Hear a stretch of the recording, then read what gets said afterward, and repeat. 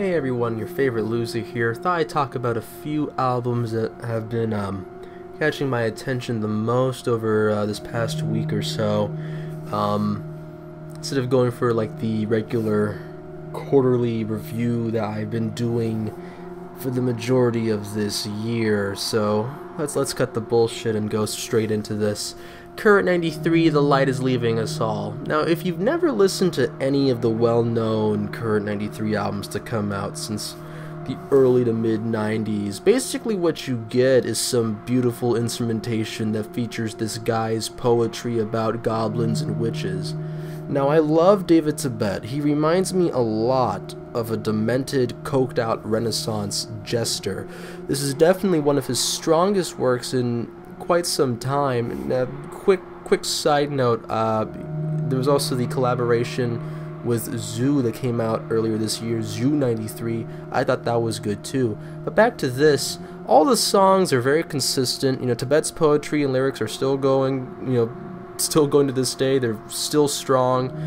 The instrumentation is absolutely gorgeous. Now, I've been revisiting a lot of that early to mid 90s neo-folk stuff with Current 93 and Death in June and Nature and Organization, especially Nature and Organization. If you've been following me, I've been raving to death about Blood of Solitude. And I was just amazed on how beautiful the production sounded on those albums. And this is by all means a very, in a mixing and mastering standpoint, a very beautiful sounding album. So by all means, if you want to hear really awesome instrumentation and a guy ranting about witches, then by all means check out The Light Is Leaving Us All by Current 93. Now on to The Fairy Queen by Chaucerian Myth. Now Chaucerian Myth is in the upper echelon of dungeon synth artists to come out during the big boom period of this genre, which has been going on for a couple of years now. This is largely due to the fact that this absolute madman released a 3.5 hour long album based off of Chaucer's Canterbury Tales. Now luckily this album is quite short, clocking in at only 1 hour and 45-ish minutes, but it has to be my favorite work from him. Every piece feels cohesive and consistent, which is something that I couldn't say about his last release, The Book of Marjorie Kemp, which felt very hit and miss, and for me, due to the fact that there's just way too many ideas. What I love about Chaucerian Myth, which can eventually lead to his downfall at times, is that he's not afraid to show everything that he's influenced by. And when I mean that it can eventually lead to his downfall at times, is that he's influenced by everything from harsh noise to jazz fusion. However, with this album, it feels a lot more controlled, leading to these amazing long compositions that have something interesting going on every 2 to 4 minutes, instead of something like oh, I've been listening to a bunch of dungeon noise, so I guess I'll just put a dungeon noise part here and here and here and here and here because that's what I like right now. And like I said, very cohesive, very consistent. And whether it be these spooky dissonant synths that come on in the beginning of Justice, or really that lasts a good majority of Justice actually, or the electronic breakbeat-esque drums that come in every once in a while during the last few minutes of Chastity, that are being juxtaposed with this sparse piano playing. It's all across the board, but it's able to hold on to itself very tightly, leading to these amazing epic pieces that go by quickly. Like I said, it's 1 hour and 45 minutes, but you won't feel it.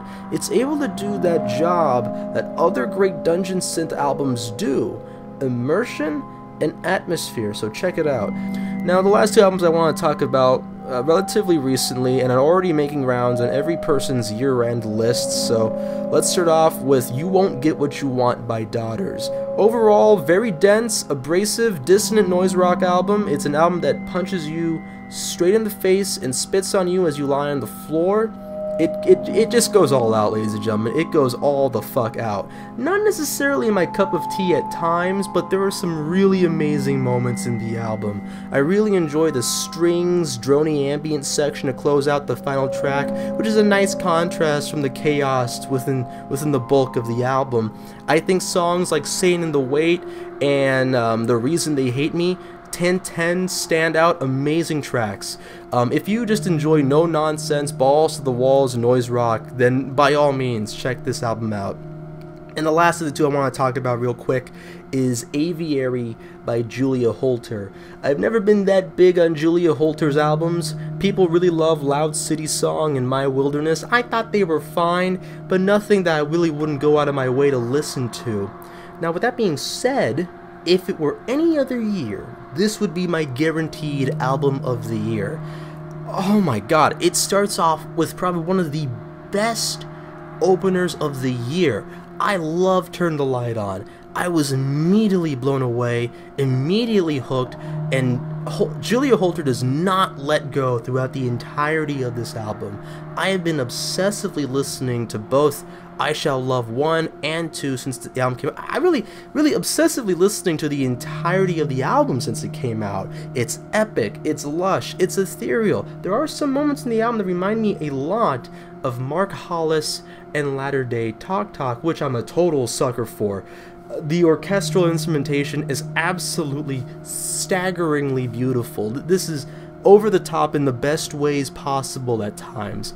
If you haven't listened to this album yet, what the fuck are you doing? Listen to this album, one of my favorite albums of the year. And you know, those are the 4 albums I wanted to talk about tonight. There are a few albums that I need to check, or re-listen to and check on again. I know there was the Kiro Kiro Bonito album that was released earlier in the month. Besides that, there really isn't much I've been checking out on, but I know there's like a backlog of other nonsense that I need to listen to. So yeah, but check those albums out by any means. Besides that, hope you guys have a good day and happy Halloween.